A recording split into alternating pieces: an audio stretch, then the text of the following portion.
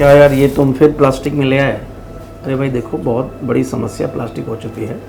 कभी कभी बैग लेके जाया करो, या फिर हमेशा प्लास्टिक का यूज़ करना ठीक नहीं है, समझ रहे हो? दुनिया में 300 मिलियन टन प्लास्टिक का उत्पादन होता है, जिसमें भारत प्लास्टिक कचरे में 5वें स्थान पर है कंट्रीब्यूशन करने में। सर, प्लास्टिक पोल्यूशन के साथ सबसे बड़ी दिक्कत ये है कि वो हमारे पर्यावरण में हजारों सालों तक बना रहता है। अच्छा, तो नष्ट ही नहीं होता? नष्ट नहीं होता है। क्या यार, ये तुम फिर प्लास्टिक में ले आए? अरे भाई देखो, बहुत बड़ी समस्या प्लास्टिक हो चुकी है। कभी कभी बैग लेके जाया करो, या फिर हमेशा प्लास्टिक का यूज़ करना ठीक नहीं है, समझ रहे हो? एक झोला ले लो, या फिर कोई कपड़े के झोले ले लो, इसको लेकर के जाया करो, समझे? प्लास्टिक का बार बार यूज़ करना ठीक नहीं है ना? क्या हो गया सर, प्लास्टिक आ गया फेंक देंगे, ऐसा कौन सा हो गया?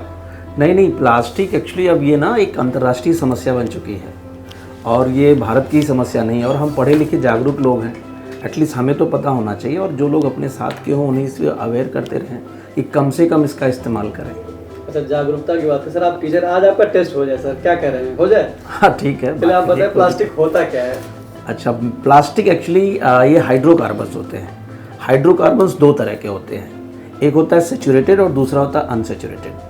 अनसेचुरेटेड हाइड्रोकार्बन्स के बहुत से उदाहरण हो सकते हैं, जैसे एथिलीन हो सकता है, प्रोपेलीन हो सकता है, और इन्हीं के हाई पॉलीमर्स को, उच्च बहुलक को हम प्लास्टिक कहते हैं। अब प्लास्टिक बड़ा मुलायम होता है, उसको किसी भी शेप में आप क्या कर सकते हैं, ढाल सकते हैं। मतलब गर्म करने पर ये मेल्ट कर जाता है? हाँ, चिपक है। लेकिन निर्माण के आधार पे मैं आपको बताऊं, प्रकृति भी प्लास्टिक का निर्माण करती है। अच्छा। तो जो प्रकृति प्लास्टिक का निर्माण करती है उसे प्राकृतिक प्लास्टिक कहते हैं, और जिस प्लास्टिक का निर्माण हम लोग आर्टिफिशियली करते हैं उसे कृत्रिम प्लास्टिक कहते हैं। अब प्राकृतिक प्लास्टिक की खासियत ये होती है कि उसे जब हम गर्म करते हैं तो ये मुलायम हो जाता है, और उसे ठंडा करते हैं तो कठोर हो जाता है। मैं आपको बताऊं, लाख इसका बहुत अच्छा उदाहरण है। अच्छा। अब आर्टिफिशियल प्लास्टिक मैं नहीं बताऊंगा, मेरा ही टेस्ट क्यों, यहाँ और लोग भी हैं, उनसे आप बात कीजिए, वो लोग बताएंगे, मैं उनसे बात कीजिए। टीचर है, आप नहीं बता पाएंगे के टॉपिक, आप तो एकदम से सधे हुए हैं। मतलब आजकल आपका भी आज आप टेस्ट हो जाए। बिल्कुल सर ने कहा कि कृत्रिम प्लास्टिक बता रहे थे, आप बताएं कृत्रिम प्लास्टिक कितने प्रकार के होते हैं? बिल्कुल सर, स्वागत है आपका। बहुत बढ़िया सवाल आप पूछ रहे हैं। तो देखिए, ये दो तरह का होता है, एक होता है थर्मोप्लास्टिक और दूसरा होता है थर्मोसेटिंग प्लास्टिक। तो जो थर्मोप्लास्टिक होता है, तो जब इसको गर्म करते हैं तो ये कई फॉर्म में बदल जाता है, जिसमें इसका एक सबसे बड़ा एग्जाम्पल पॉलिथीन है, और हम सब उसकी समस्याओं से देखिए परिचित हैं। और दूसरा होता है थर्मोसेटिंग, जब हम इसको गर्म करते हैं तो ये और ज़्यादा कठोर हो जाता है, और वापस से हम इसको मुलायम नहीं बना सकते। हाँ, बिल्कुल। और इसका बेहतर एग्जाम्पल यूरिया है, फॉर्मल्डिहाइड है। तो ये है इसका सबसे अच्छा। अब आप और भी लोगों से पूछिए इस बात को, हो ही जाए, पूरी टीम का सबका टेस्ट हो जाए। बिल्कुल सर। चलिए इस बार हम लोग सबका टेस्ट कर लेते हैं, ठीक है? क्या हाल चाल आशुतोष सर, कैसे हैं? सब बढ़िया है जी सर। P7 पे काम चल रहा है? आज सौरभ सर नहीं आए? आज छुट्टी पे हैं। अच्छा। सर, बड़ा डिमांड होता है P7 का। मैं देखता हूँ सोशल मीडिया में कमेंट्स अक्सर आते रहते हैं, क्योंकि यूट्यूब देख रहा होता हूँ ना मैं, तो अक्सर आ जाते हैं। जबकि अक्सर बताता रहता हूँ सर, वेबसाइट से फ्री आप आज डाउनलोड कर सकते हैं नज़दीकी। ये P7 जो है बच्चों को बिल्कुल ध्यान देके ही, उनके एग्जाम के बिल्कुल पैटर्न पर ध्यान देके ही बनाई जाती है। अब पूरा आपका मेहनत दिखता है सर, क्योंकि मैं जिस हिसाब से डिमांड्स हो रहे थे बच्चों के, क्योंकि हमारे पास तो भाई 12-15 लाख लोगों की कम्युनिटी है, पूरा आता रहता है। अच्छा सर, आज मैं आपका टेस्ट लूंगा। Test sir? कन्हैया सर का भी टेस्ट लिया मैंने, और अभी दीप्ति मैडम का भी टेस्ट लिया, और अब बारी आपकी है। अरे सर, आज आपको बताना सर, ये सिंगल यूज प्लास्टिक क्या होता है? सिंगल यूज प्लास्टिक जैसे नाम से ही स्पष्ट है, इसका इस्तेमाल हम सिर्फ एक बार करते हैं, मतलब इस्तेमाल करो और फेंक दो, यूज एंड थ्रो कर देते हैं। अच्छा, इसके कारण क्या होता है कि हर जगह जो है प्लास्टिक का अंबार, पहाड़ आपको देखने को मिलता होगा, पूरा कूड़े का ढेर लगा हुआ प्लास्टिक कूड़े, और ये पोल्यूशन में बहुत बड़ा कंट्रीब्यूट करती है। एक आपको आंकड़ा बताऊं मैं कि पूरे दुनिया में साल भर में 300 मिलियन टन प्लास्टिक का उत्पादन होता है। 300 मिलियन टन प्लास्टिक कचरे, और जिसमें भारत 5वें स्थान पे है। हाँ, मैंने भी कहीं पढ़ा था कि भारत 5वें स्थान पे है। हाँ। तो बड़ा मतलब हैरानी वाली बात है सर, ये तो बड़ा सेंसिटिव मुद्दा है। चलिए सर, आज आप अपने टेस्ट में पास हो गए, आज मैं सबका टेस्ट लूंगा बारी से। ठीक है सर, चलते हैं लोकेश सर के पास। क्या हाल चाल लोकेश सर? सब बढ़िया है। क्या कर रहे हैं? प्रीलिम्स क्वेश्चन बना रहे हैं? जी सर। बहुत मेहनत करते हैं भाई आप लोग तो। कोशिश में लगे हुए हैं। नहीं, इसका इम्पैक्ट भी दिखता है सर, क्योंकि यूट्यूब में मैं देखता हूँ अक्सर कमेंट्स वगैरह आते रहते हैं बच्चों के, बस हिंदी वाले भी सीरीज के और इंग्लिश वाले के, यूपीएससी का भी, यूपीपीएससी का भी, सबका मतलब आता रहता चेंजिंग है। पैटर्न के अकॉर्डिंग कोशिश करते हैं कि बच्चों को ज्यादा से ज्यादा लाभ हो। नहीं, वो दिख भी रहा था। आज मैं सबका टेस्ट ले रहा हूँ, अभी आशुतोष अच्छा। सर का टेस्ट लिया, कन्हैया सर का टेस्ट लिया मैंने, दीप्ति मैडम का। अच्छा, आज मैं आपका भी टेस्ट लूंगा सर। अच्छा, okay, बात हो रही थी प्लास्टिक को लेकर के, सिंगल यूज प्लास्टिक को लेकर, तो आशुतोष सर ने मुझे बताया, एक डेटा बताया कि करीब 300 मिलियन टन प्लास्टिक कचरे का प्रोडक्शन होता है पूरी दुनिया में एक साल के दौरान, अच्छा, और जिसमें भारत, इंडिया अपना 5th नंबर पे आता है। अच्छा। तो सर ये मैं पूछ रहा था कि प्लास्टिक कचरे को लेकर इतना ऑब्सेशन क्यों? कचरा ही है, खत्म हो जाएगा, दिक्कत क्या है? सर प्लास्टिक पोल्यूशन के साथ सबसे बड़ी दिक्कत ये है कि वो हमारे पर्यावरण में हजारों सालों तक बना रहता है, अच्छा, मतलब नष्ट ही नहीं होता? नष्ट नहीं होता है। तो रिसाइकिल कर दें, उसको दिक्कत क्या है? नया प्रोडक्शन ना हो? सर उसमें भी एक चैलेंज है। बहुत सारी रिपोर्ट्स हैं जो इस फील्ड में काम करती हैं, उन्होंने ही बताया है कि केवल जो भी प्लास्टिक प्रोडक्शन होता है उससे का केवल 10 से 12% ही हम उसको रिसाइकिल कर सकते हैं, और बहुत सारे तो प्लास्टिक पॉल्यूटेंट्स ऐसे भी होते हैं जो रिसाइकिल किए ही नहीं जा सकते हैं, जैसे कि मतलब पेट्रोलियम बेस्ड। मतलब ये देखा जाए तो करीब 88 to 89% जो प्लास्टिक है वो रिसाइकिल हो ही नहीं हो सकता, ही ऐसे नहीं पड़ा सकता रहता है। है। इसी वजह से ये बहुत खतरनाक है और हम इसकी बात करते हैं, इसको रोकने की बात करते हैं।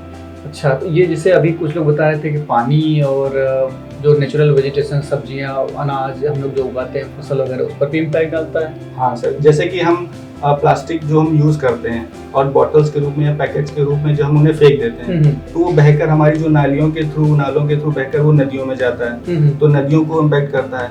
और नदियों में जो छोटे छोटे कण हो जाते हैं प्लास्टिक के, उनसे जब हम सिंचाई करते हैं तो वो जो प्लास्टिक पॉल्यूटेंट्स होते हैं वो खेतों में मारे जाते हैं, और जब हमारी खेतों में सब्जियां उगाई जाती हैं या अनाज उगाया जाता है तो वो उसमें मिक्स हो जाते हैं, और जब वही सब्जियां और जो अनाज होता है हम उनको कंज्यूम करते हैं तो हमारे शरीर में प्रवेश करते हैं, और इसकी वजह से बहुत सारी बीमारियों के कारण बनते हैं। ये लाभ कर्मा जैसा हुआ कि हम ही निकाले हाँ, वापस जो हम नहीं करते पाते। हैं वही प्रकृति हमें वापस करती है। अच्छा, मरीन लाइफ कैसे से डिस्टर्ब होता है सर? सर जब वो नदियों में छोटे छोटे पार्टिकल्स मिल जाते हैं, और जैसा कि हम जानते हैं कि बहुत सारी नदियां मिलके अंततः समुद्र में मिलती हैं, तो वो प्लास्टिक पॉल्यूटेंट्स जो होते हैं वो समुद्रों में जाते हैं, और वही जो छोटे छोटे पार्टिकल्स होते हैं जो मरीन लाइफ होती है हमारी, जो जैसे जीव जंतु हैं, मछलियां हो गई, तो वो लोग जब अपना भोजन खाते हैं या कंज्यूम करते हैं तो उनके अंदर भी वो प्रवेश कर जाते हैं, जिसकी वजह से वो पूरी फूड चेन को ही डिस्टर्ब कर देते हैं और हमारी जो बायोडाइवर्सिटी है उसको नुकसान पहुंचाते हैं। मतलब ओवरऑल बायोडाइवर्सिटी इस पर नेगेटिवली इम्पैक्ट हो रहा है। नेगेटिवली।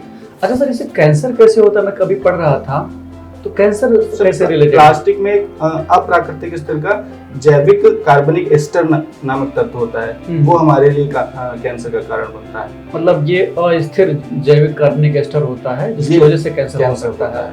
चलिए सर, आप तो टेस्ट में पास हो गए, और किसका टेस्ट लें आप बताइए। बस सर, अब हमारे केयू में हरिओम सर होंगे, आप उनसे मिलिए, कुछ उनका टेस्ट भी लीजिए। चलिए आज हरिओम सर का भी टेस्ट ले लेते हैं सर बैठे होंगे तो वो तो मैगजीन के लिए करते हैं ना सर? हाँ सर, बड़ा मेहनत वो भी करते हैं, मैं देख रहा होता हूँ। बस सर आज टेस्ट खुद ही कर लीजिए।